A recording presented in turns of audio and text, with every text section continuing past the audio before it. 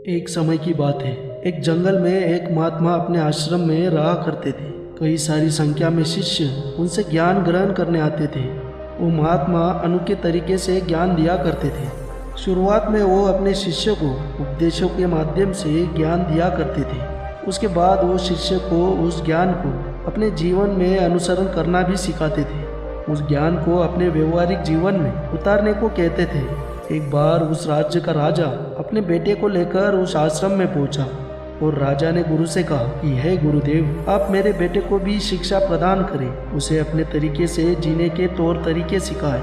आपके आश्रम में उसे एक साधारण बालक समझ कर रखें। आप बिल्कुल भी यह मत समझना कि ये तो एक राजा का बेटा है। आप उसे साधारण शिष्यों की तरह ही ट्रीट करें।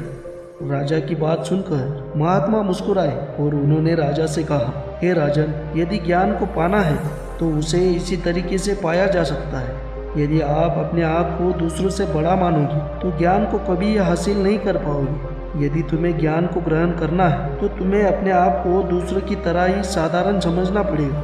यही ज्ञान ग्रहण करने की सबसे पहली सीढ़ी है। हे राजन, आप निश्चित होकर जाइए। आज से आपके बेटे को ज्ञान देने की जिम्मेदारी मेरी होगी। इतना कहकर गुरु राजा के बेटे को अपने साथ लेकर जंगल की ओर चले गए। आश्रम के सारे शिष्य उस राजा के बेटे को देखते रहे और उसकी ओर आकर्षित होते रहे, क्योंकि सभी बच्चे जानते थे कि वो एक राजा का बेटा है। राजकुमार महात्मा के साथ जंगल की ओर जाते जाते रोने लगा, क्योंकि राजकुमार अभी छोटा था और वो आज से पहले कभी भी अपने माता पिता से दूर नहीं रहा था। उसे ये एक सदमा लग रहा था। वो ये समझने में सक्षम नहीं था कि उसके पिता उसकी भलाई के लिए उसे अकेला छोड़कर गए थे। उसे रोते हुए देख महात्मा बोले कि बेटा, मैं तुम्हें चुप नहीं कराऊंगा। यदि आज मैंने तुम्हारे आंसू पोंछ दिए तो आज तुम्हारा अकेलापन तो दूर हो जाएगा, लेकिन कल तुम अपने आप को फिर से अकेला पाओगे। याद रखना, जब इंसान जन्म लेता है तब भी वो अकेला ही आता है, और जब वो मृत्यु पाता है तब भी अकेला ही जाता है। जितनी जल्दी इंसान इन बातों को समझ लेता है उतनी ही जल्दी वो आत्मज्ञान के रास्ते पर निकल पड़ता है। आज तुम्हारा पहला दिन है। धीरे धीरे तुम्हें आश्रम का माहौल अपना लगने लगेगा। तुम्हें शुरुआत में यहाँ पर बहुत सारी समस्याएं आएगी। कुछ ही दिनों में तुम इन समस्याओं का उपाय भी खोज लोगे। उसके बाद तुम्हें यह आश्रम भी अपने महल के समान लगने लगेगा। चलो, अब हमें आश्रम लौटना होगा, क्योंकि संध्या होने को है। राजकुमार को थोड़ी शांति मिली, क्योंकि उसने महात्मा की आंखों में एक अद्भुत शांति देखी थी। और जब भी कोई ऐसे महात्मा की आंखों में शांति का अनुभव करता है तो उसके हृदय से सारा बोझ हल्का हो जाता है। जब शाम के भोजन के लिए राजकुमार भोजन कक्ष में आया तो आश्रम के सभी शिष्य उस राजकुमार के आसपास आने लगे, क्योंकि वो जानते थे कि राजकुमार राजा का बेटा है और यदि हम इससे दोस्ती करेंगे तो हमारा बहुत फायदा होगा।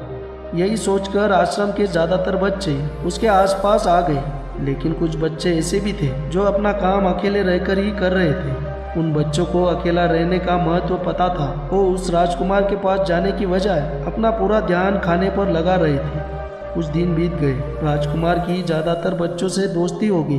वो अब उन्हीं के साथ घूमता, उसके साथ खाना खाता। आखिर वो एक राजकुमार था जिसके पीछे हमेशा दास दासियाँ होती थी, इसलिए उसे आश्रम में भी अपने दोस्तों से घिरे रहना ही अच्छा लगता था। ऐसा नहीं था कि महात्मा गुरु को ये बात पता नहीं थी, पर गुरु उसे उसके ही अनुभव से सिखाना चाहते थे। बच्चों को कभी भी उपदेश देकर ज्ञान नहीं दिया जाता, उन्हें तो अनुभव कराना पड़ता है। उसके बाद ही वो आपकी उस बात को समझ पाएंगे जो आप उन्हें समझाना चाहते हैं। महात्मा इस बात को अच्छे से जानते थे कि अगर वो राजकुमार को बोलकर समझाएंगे तो वो महात्मा की बात कभी नहीं समझ पाएगा। इसलिए महात्मा उसे प्रैक्टिकली अनुभव कराना चाहते थे कि उसके अकेले रहने से ही वो अपनी शक्तियों को जान पाएगा। ये सीख देने के लिए महात्मा ने एक दिन राजकुमार को अपने पास बुलाया और उसे लेकर जंगल में एक पहाड़ी पर ले गए। पहाड़ी पर पहुंचने के बाद उन्होंने राजकुमार से कहा कि अब तुम्हारी शिक्षा पूर्ण हो चुकी है, बस एक सीख बाकी है जो तुम्हें आज की रात इस पहाड़ी पर बिताकर मिलेगी। उसके बाद तुम अपने राज में लौट सकते हो।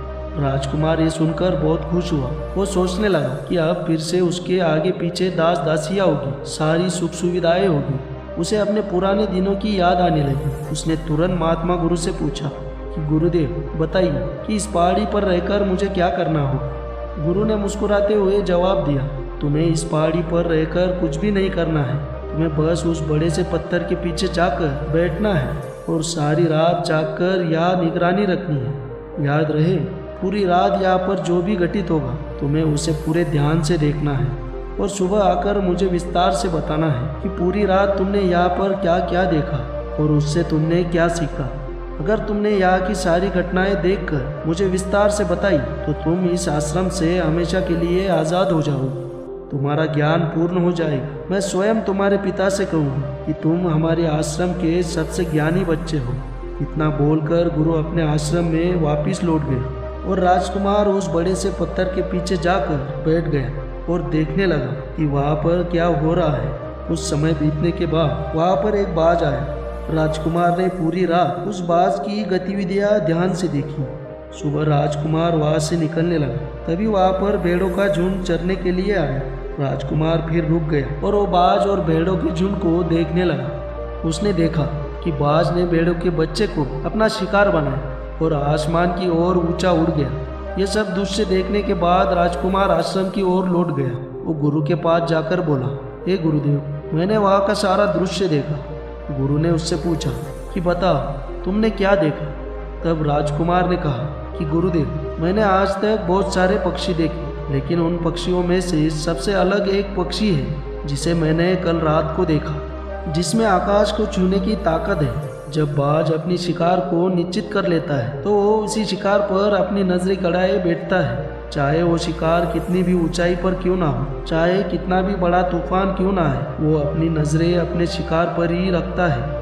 कल रात मैंने जिस बाज को देखा उसके सामने पूरा भेड़ों का झुंड था, लेकिन उसने सारे भेड़ों को अपना शिकार नहीं बनाया। उसने उस झुंड में से भेड़ों के एक बच्चे को अपना शिकार बनाया। जिस तरह उस बाज ने अपना पूरा ध्यान अपने शिकार पर लगाया था, उसी तरह हमें भी अपना पूरा ध्यान अपने लक्ष्य पर स्थिर रखना चाहिए। चाहे कितनी भी परेशानियां क्यों ना आए, हमें अपना लक्ष्य स्पष्ट दिखना चाहिए। 2-4 अलग अलग लक्ष्य पर ध्यान देने की बजाय हमें अपने एक ही लक्ष्य पर अपनी ऊर्जा का प्रयोग करना चाहिए। दूसरी बात जो मैंने उस बाज से सीखी कि बाज कभी भी किसी के साथ नहीं उड़ता, वो हमेशा आकाश में अकेला उड़ता है। इससे हमें भी ये सीखना चाहिए कि इंसान को कभी भी छोटी सोच वाले लोगों के साथ नहीं रहना चाहिए। हम जिसके साथ रहते हैं उसके जैसा ही हम बन जाते हैं। इसलिए हमें या तो बड़ी सोच वाले लोगों के साथ रहना चाहिए या फिर अकेला ही रहना चाहिए, क्योंकि हम जब अकेले रहते हैं तभी हम अपने अंदर की ताकत और अपनी कमजोरियों को जान पाते हैं। हम अपनी कमजोरियों को जानकर उसे दूर कर सकते हैं, लेकिन उसके लिए हमें अकेले रहना सीखना होगा। तीसरी सीख जो मैंने उस बाज से ली कि बाज के उड़ने की कोई सीमा नहीं होती, वो हमेशा अपनी सीमाओं को तोड़कर उससे ऊपर उड़ता है। जब भी कोई तूफान आता है तो बाज कभी भी अपने घोंसले नहीं ढूंढता, वो तूफान से भी ऊपर उड़ने की कोशिश करता है। तूफान में भले ही उसे कुछ ना दिखाई दे, वो फिर भी ऊपर उड़ता जाता है और आखिरकार वो तूफान से भी ऊपर पहुंच जाता है और ऊपर तब तक उड़ता रहता है जब तक मौसम ठीक ना हो जाए। बाज अपनी सीमाओं को इसलिए तोड़ पाता है क्योंकि वो समस्या के आने पर घबराता नहीं है, उससे डरकर बचने का प्रयास नहीं करता, बल्कि एक सकारात्मक नज़रिए से उसका सामना करता है। वैसे ही हमारे जीवन में चाहे कितनी भी अड़चनें क्यों ना आए, हमें उन अड़चनों से लड़ना चाहिए, न कि डर कर कहीं छुप कर बैठना चाहिए। बहादुर तो वो लोग होते हैं जो तूफानों से टकरा जाते हैं, कायर तो कहीं भी अपना सर छुपा लेते हैं। इतना बोलने के बाद राजकुमार ने गुरु से कहा कि गुरुदेव, अगर मुझसे कोई सीख रह गई हो तो आप मुझे बताएं। गुरु ने कहा, ये जो बातें तुमने अभी कही है वो सब सही है, लेकिन ये सारी खूबियाँ आप लोगों में तभी पैदा होगी जब आप अकेले रहने का अभ्यास करोगे। आपने देखा होगा कि बाज कभी भी किसी दूसरे पक्षी के साथ नहीं उड़ता, ना ही किसी के साथ अपनी जोड़ी बनाता है। वो आसमान में अकेला उड़ता है और अकेले उड़ने की वजह से वो अपनी ताकत और अपने कमजोरियों का पता लगा पाता है। दोस्तों, आपको आज की कहानी कैसी लगी कमेंट सेक्शन में ज़रूर बताना और साथ ही चैनल को सब्सक्राइब करना। चलिए हम मिलते हैं अगली वीडियो में, तब तक के लिए अपना ख्याल रखें।